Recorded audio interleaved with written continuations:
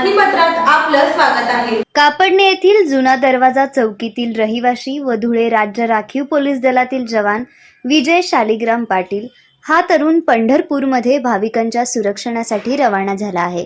SDRF टीममध्ये या तरुणासह धुळे SDRFचे 42 जवान सहभाग आहेत। 6 जुलैला आषाढी एकादशी आहे, त्यामुळे पंढरपूरमध्ये हळूहळू गर्दी वाढत आहे। या पार्श्वभूमीवर धुळे राज्य राखीव पोलीस भाविकांच्या सुरक्षेसाठी पंढरपूरमध्ये दाखल झाले आहे। 10 जुलैपर्यंत हे पथक भाविकांच्या सुरक्षतेसाठी पंढरपूरमध्ये तैनात राहील, अशी माहिती वरिष्ठ पोलीस निरीक्षक प्रशांत राठोड, पोलीस उपनिरीक्षक पगार सुरेश शंखपाळ यांनी दिली आहे।